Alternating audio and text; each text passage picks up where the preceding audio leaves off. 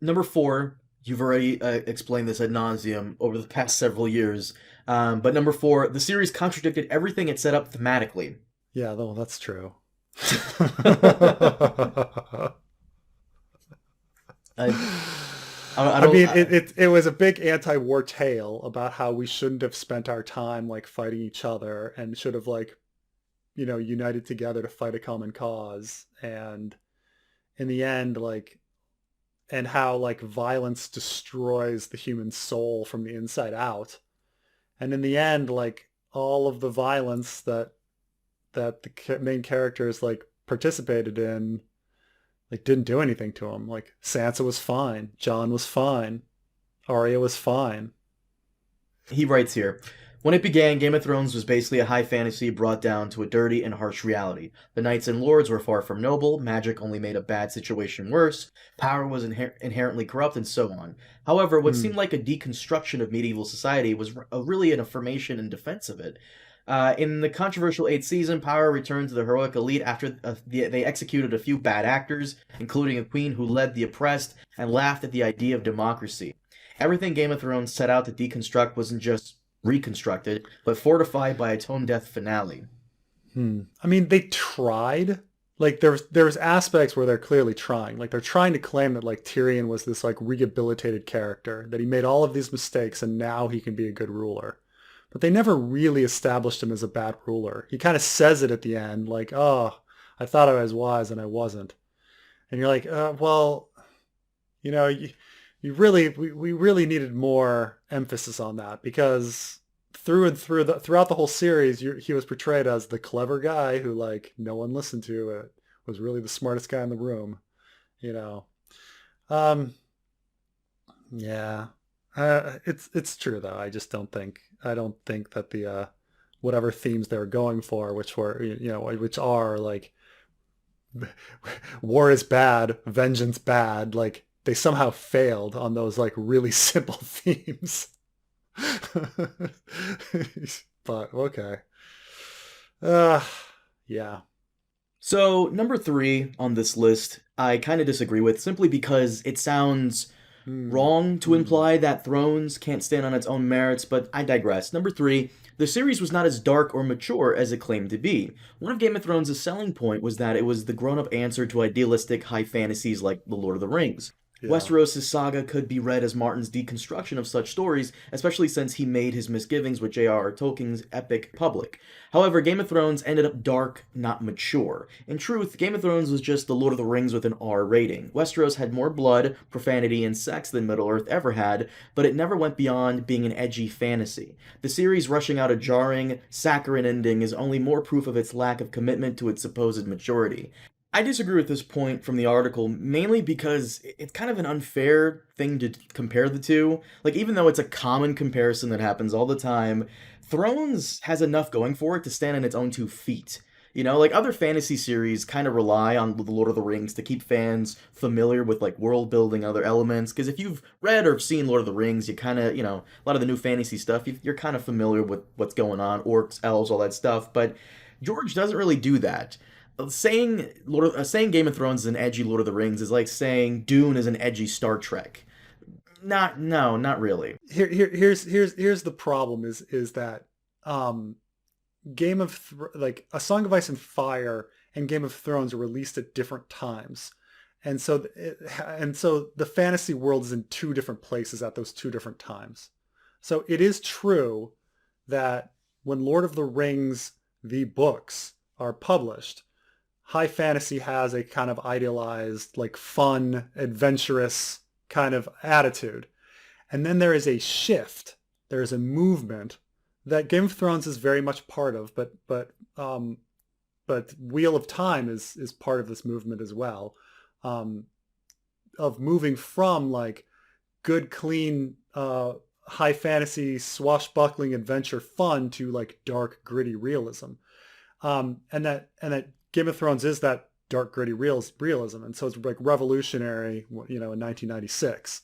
The problem is that Lord of the Rings movies come out after 1996, and they are much darker than Lord of the Rings books. And so you're already on this like transition to dark that's appearing. So like when Game of Thrones comes out, I would say it's still pretty freaking dark compared to fantasy, but it's part of this like transition. And so it's not really contrasted to.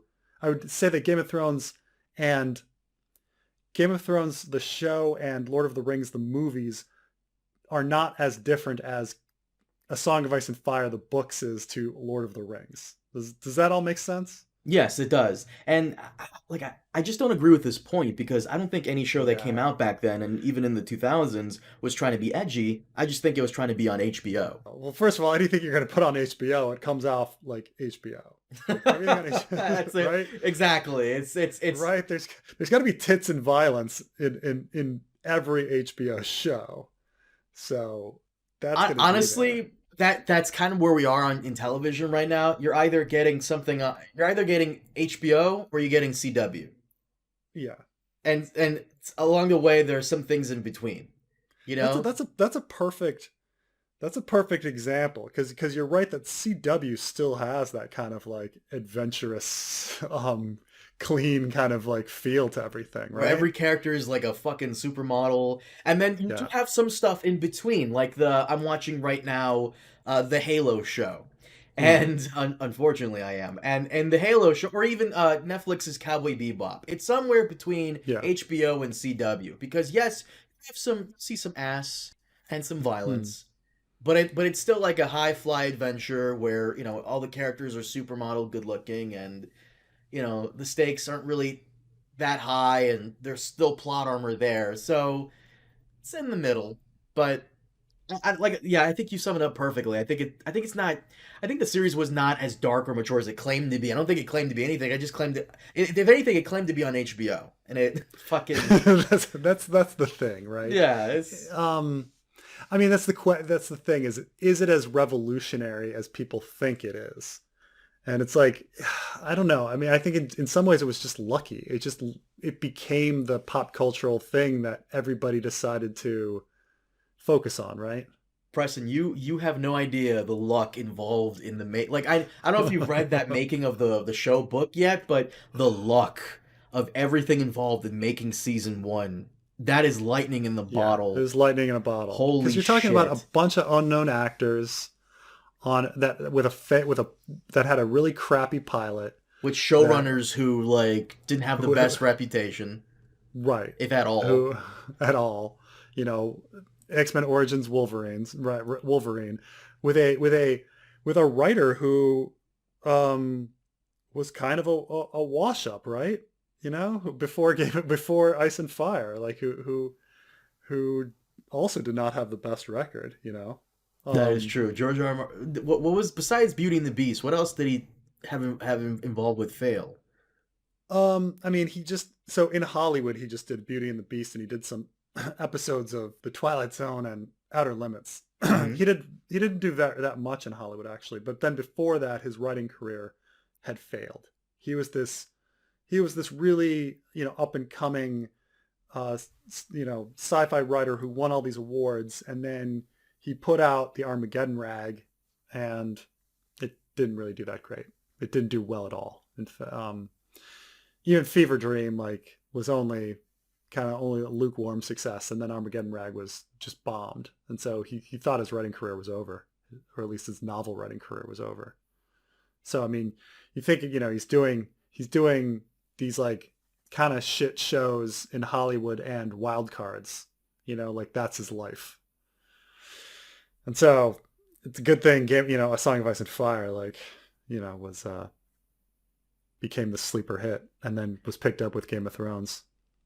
Well, I'm going to touch back on what you just said, but number two, we've discussed this briefly with his most recent update, and I guess we can discuss it again briefly because I feel like we've discussed it ad nauseum. Number two, the series tarnished its source material's legacy and reputation. Before it was adapted into live action, Martin's A Song of Ice and Fire was one of the premier fantasy series in bookstores and libraries. The HBO show's first few seasons validated its quality even more and catapulted it into the public consciousness. But then, its closing seasons dropped the balls, blah blah blah blah. Today, Game of Thrones as a whole has been reduced to a cautionary tale and punchline almost nobody wants to mention or even remember. The series' failures made many viewers and readers question if the source material was any good in the first place, with any excitement for the last two books giving away to disinterest and mockery. Untrue.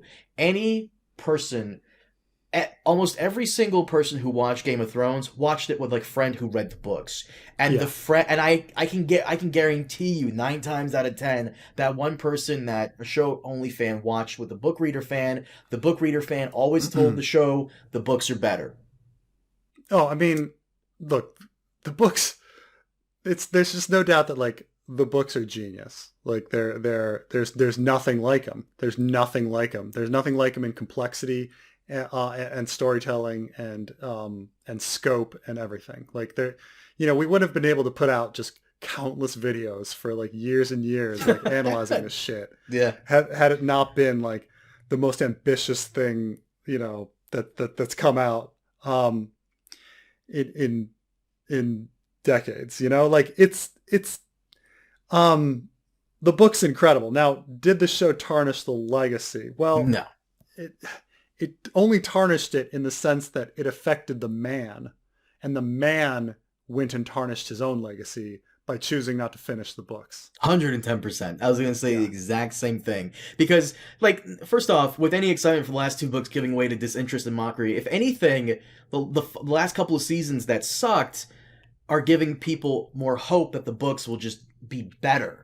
And they're more interested in the unreleased books. And where's the mockery? Once again, every single book reader who watched with a show only fan most likely had this conversation where they said to their show only fan friends, trust me, the books will be better. The books will do the ending justice. Right. And yeah, absolutely. I don't like, and you're right about this. We discussed it in the other video. I want Martin to be on the Mount Rushmore of top fantasy writers with Tolkien. And Frank Herbert and all that.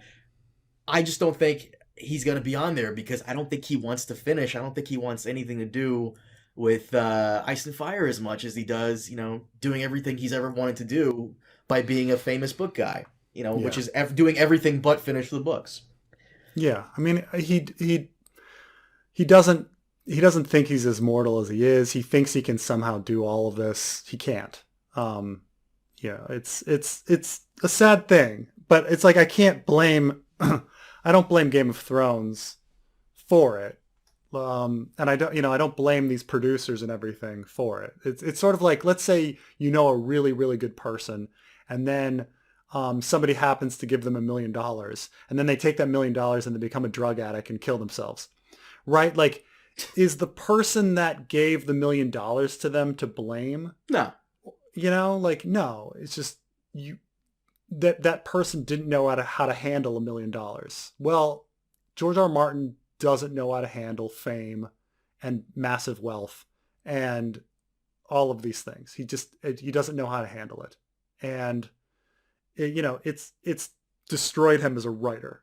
But and I don't mean it's destroyed his abilities, because I think his abilities are still there. It's destroyed him as a writer in the sense that he's not producing anything. Hey, look, man.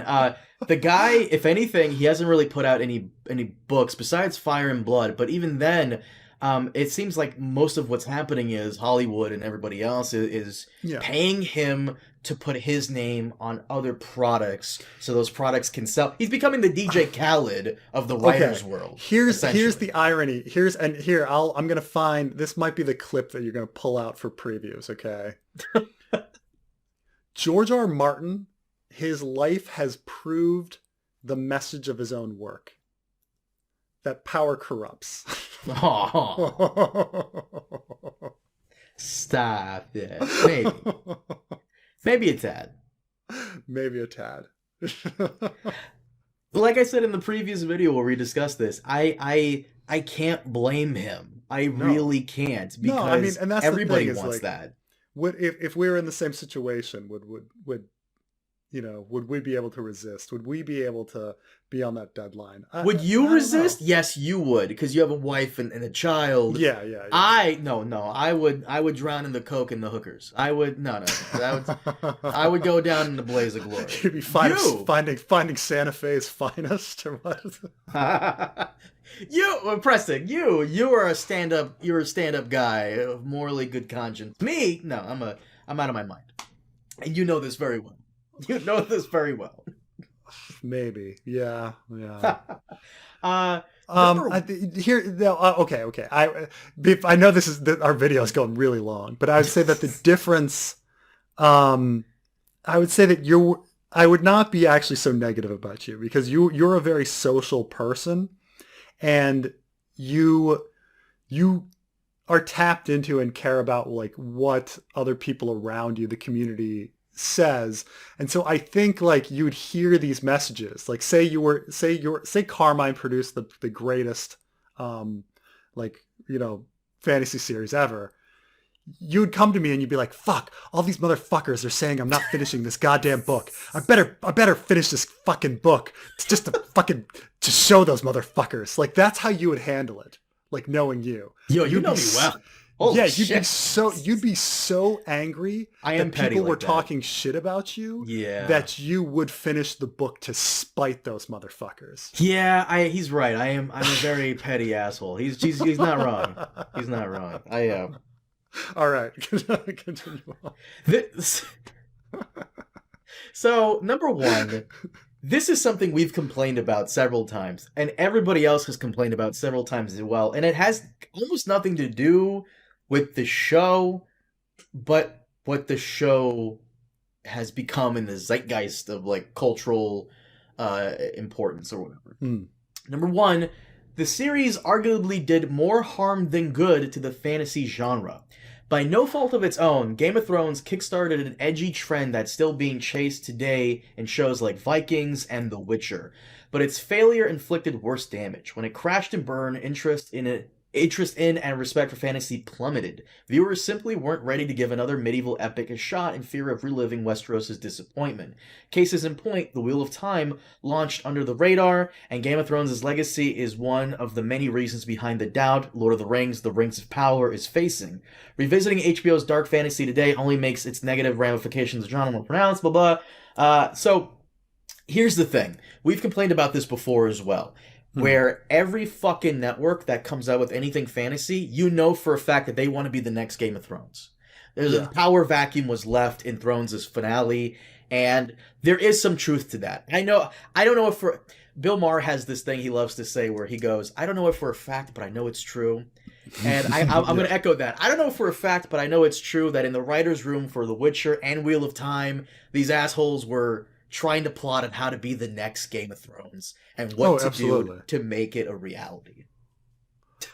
So yes, I agree with number one that Game of Thrones kind of did harm to like many fantasy shows now and in the future because everybody wants to top Thrones' legacy. All of this is very true, but how can this is the case with all success. Like all success is you're going to have people trying to mimic it and mimic it badly and take advantage of it. It's like those straight to video sequels that come out after, a disaster movie comes out, it's like, oh, after, Armageddon comes out, you're going to have some sort of straight to video thing called like, Meteor, and it's just like a horrible movie that's just trying to capitalize on the success of something big. So, I mean, you're always just going to have that crap that tries to mimic it. Now, is it bad for fantasy? No, I don't think it's bad for fantasy at all. If anything, like, more people are now interested in fantasy. People are going to be producing more fantasy, and anytime you just have more people reading and more people producing, you're going to get a lot more crap, but you're also going to get a lot more really great hits. So that's just going to be the case. Like there's gonna be some really great fantasy out there. There's gonna be, there all of these people are gonna be into writing, and they're gonna start producing similar things, and they're not gonna be in the same sort of CW vein of fantasy. That we're gonna have some really interesting stuff in the future. So Here's where I disagree. I think fans of the Wheel of Time and fans of The Witcher would disagree with you. mm, Specifically, Wheel of Time. I have this one guy on my Discord. He was telling because he's read the Wheel of Time books eons ago, and he yeah, was telling me how the Wheel of Time does have politics in it, but in later on books, the first few yeah. books does have it, but not as much as the show Yeah, did. Wheel of Time is weird because, like I say, Wheel of Time transitions the high fantasy um, time period from going from Lord of the Rings to Song of Ice and Fire. It's half classic high fantasy, half gritty high fantasy. Right. But I think the problem that I'm starting to see now, especially with Wheel of Time, and not especially, I'm sorry, especially with Witcher and Halo and Cowboy Bebop and a lot of these Mm. other shows, is that the way Game of Thrones influenced these other shows, and not for the better, was that here you have Dave and Dan, two virtual unknowns who came in. Yeah, they adapted it, but they also injected their own stuff in there too. Now you have Mm. all these other fucking writers who they can't get their own show from networks, but instead they borrow other franchises and adapt those and try to inject their own bullshit in there to try to be the next either Dave and Dan or and try to make their show the next Game of Thrones so they can be kind of like Dave and Dan from the earlier couple of seasons, right? Like for example, the Halo shit. It's not following the games. The writers are doing Mm. their own fucking thing. Oh my. Okay. And same with Cowboy Bebop and The Witcher as well to some extent. Like those Yeah. showrunners I and mean, writers kind of doing their own thing, and I don't. Wheel of Time didn't have that much injected. It was more about what was cut. But Yeah, people the reception of Wheel of Time has been kind of, yeah, it was pretty good. It wasn't great. It was okay. That's kind of the reception. Like, no one says that Wheel of Time was bad, but no one says Wheel of Time was like the best thing. It's it was just kind just of, whatever, just it was just, mediocre. no, I would say that they would say it was, from what I've heard, some people say it's mediocre, some people say slightly better than mediocre. Um, but like, no, but nobody is a huge hater, and no one is a huge lover of the Wheel of Hmm. Time series. I watched it and I would agree with that. I would say, it's pretty good. It's pretty good. But I would never say it's like must see, like, Game of Thrones, like, I'm just like, oh, mom, you need to watch this. And my mom loved it, like, I would never say, mom, you've got to watch Wheel of Time. Like, like, that's the thing, right? Are you going to recommend it? When I say to people like, like when I say like, Carmine, have you watched Russian Doll? I actually, it's on my list. Oh my God, it's Full so on fucking list. good. Season 2's coming out. Oh man, Russian That's Doll why I said is that. Yeah, like it's Russian it's Doll on is my list. so fucking good, and I would always recommend it. But or The Leftovers. I'd always say like, no, The Leftovers is fucking incredible. But am I gonna say like, oh, you must see Wheel of Time? Yeah, it's fine. Say what you will about Dave and Dan, they did, even though they adapted Game of Thrones from the books fairly well, they also made it their own. Mm, And like, sure, like these showrunners for like The Witcher and Halo and all that stuff, they want to make a name for themselves, yeah. and they had an idea for their own show, but they weren't given like carte blanche to make that show on those networks. And now they're living out their own ideas with borrowed characters from other franchises. And the the how fact the fact that people can say like, oh, they're trying to make the show look like Game of Thrones is actually a big compliment to D&D. Like, it they is. did create a visual signature on screen that was unique, that other people are trying to mimic, you know? Well, So, well, this is what I'm saying. Like Game of Thrones, in a sense, is because this guy is saying that people aren't giving new medieval shows a shot. I think that's bullshit. I think mm, people are more willing to give newer medieval shows a shot because fans are looking for the next Game of Thrones. they the are. The problem is that showrunners and writers are trying to not only mimic Game of Thrones, but they're doing it very poorly.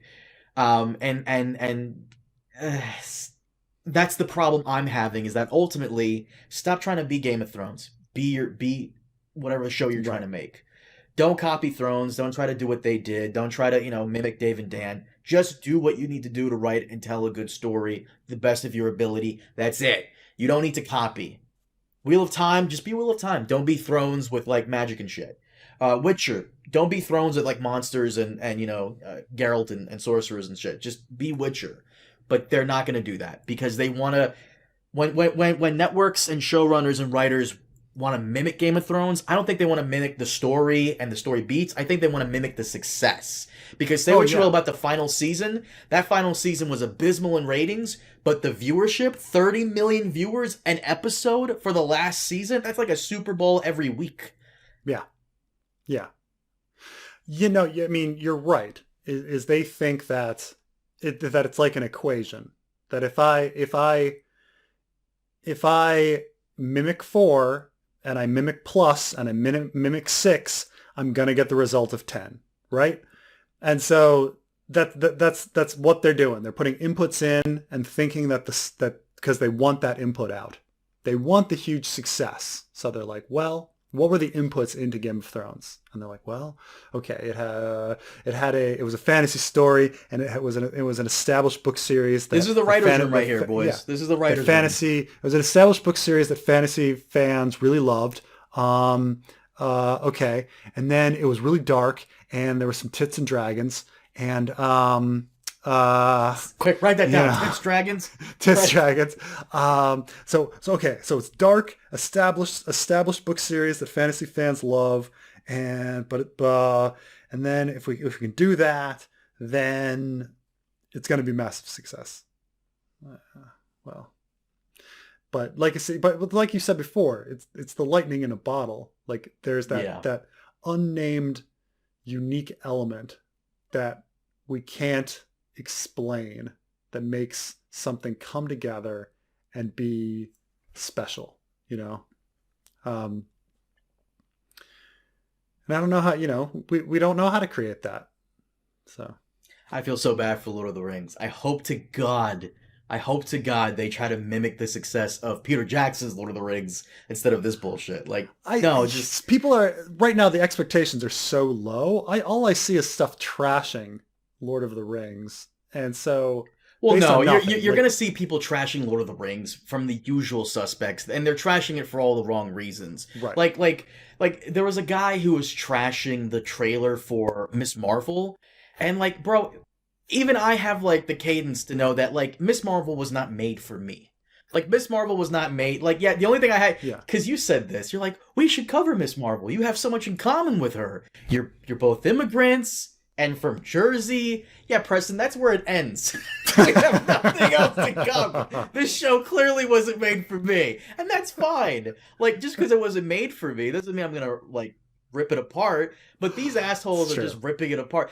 I mean, it's true that like Bridgerton isn't made for me, but clearly it's made for somebody, and it's a huge fucking success. Right? Like, it's tapped into something. In fact, I would say like right now, Bridgerton is the closest to Game of Thrones. Oh, that's out. No. I'm being completely serious, right?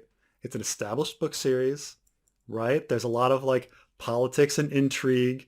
There's a lot of sex, not much violence. Like it's kind of a must see for so many people. People talk about it. It's in the zeitgeist. Like it's probably the closest thing to Game of Thrones right now, even though it's very, very different from Game of Thrones, right? So, but yeah, if I were gonna like take this, if you're in the SNL writing room and you're like, oh God, we need a pop culture thing to do a skit on, what would you do a skit on? I would choose Bridgerton. Like that's the thing right now. Yeah. I'll take your word for it. I haven't seen Bridgerton. I'll take your word. That's the one where like it's the court of like Victoria, England, whatever. I'm butchering it, and they have like Asians. It's Victorian. It's Victorian England, and it's mostly about men and women, high class men and women, like pairing off and finding husbands and wives for each other in this, society, this high society.